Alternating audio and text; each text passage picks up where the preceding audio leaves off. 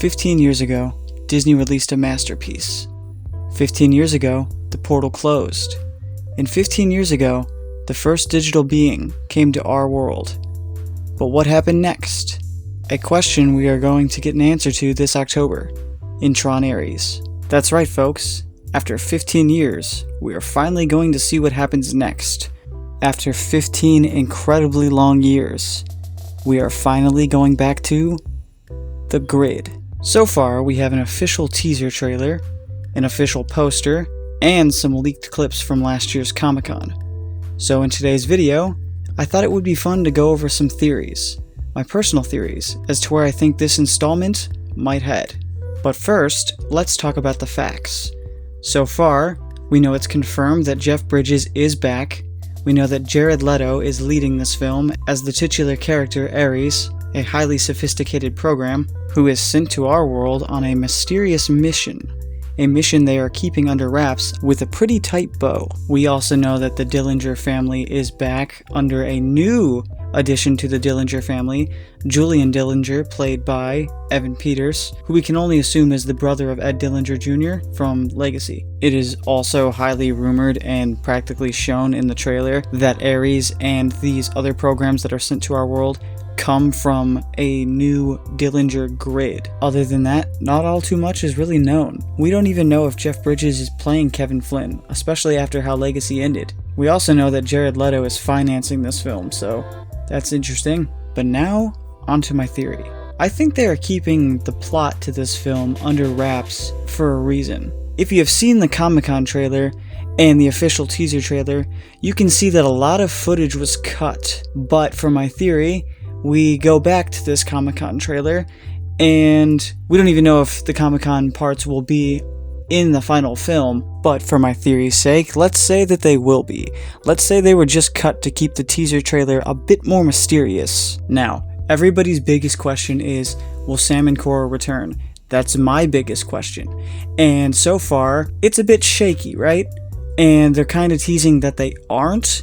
But if you check this quote from Garrett Hedlund, Sam Flynn himself, he teases that he could be involved. He also liked the post on Instagram on the director's page. Coincidence? I don't think so. And if you go to this shot in the Comic-Con trailer, you see the Dumont logo and a place that resembles Sam Flynn's apartment or house from Legacy all too well. And how does Legacy end? With Sam Flynn keeping, well, the remaining parts of the grid on a flash drive necklace. And if we scroll a bit further into the Comic-Con trailer, what is this floating in the river? Look familiar? It's the USB necklace from the ending of Legacy. I mean, it's gotta be. And it looks like Ares is in pursuit of it. And with these locations and set pieces and props from Legacy being included in this film, I'm gonna go out on a limb here and say that it connects. And I also think that this leads us to getting an idea of what Ares' mission is. I don't think it's as sinister as the trailer wants you to believe, especially with all the red lights and creepy music, or should I say creepy talented music from 9 Inch Nails. That seems to fit the vibe for this installment quite well. So if we go back and remember to where Legacy ended, whatever is left of Kevin Flynn is on that thumb drive. And who is Kevin Flynn? Well, he's the creator of this digital frontier. And if Ares is a highly sophisticated program, wouldn't he want to meet the man responsible for it all? Wouldn't he have some questions? And I don't think that's where his mission ends.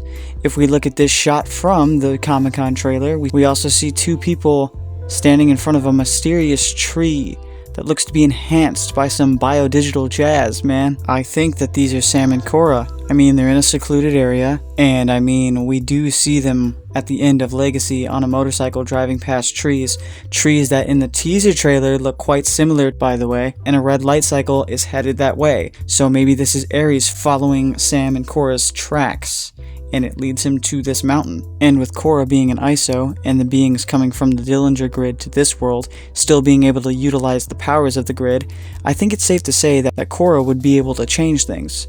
It's also heavily alluded to that, well, the ISOs could heavily change things.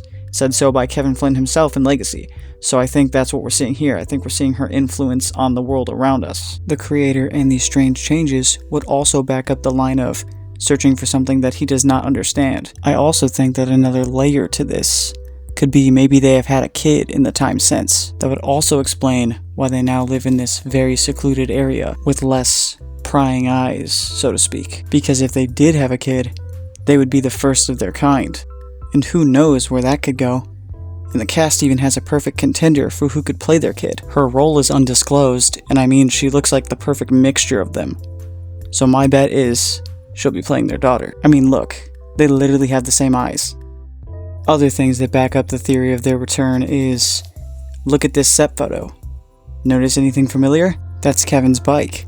The same bike that Sam promised to fix up. We also have this shot in the trailer, and if you look at the eyes right here, you see these wrinkles. And now look at this shot right here. Just too many threads for there to be no chance. What are your thoughts on this? Make sure to let me know in the comments below.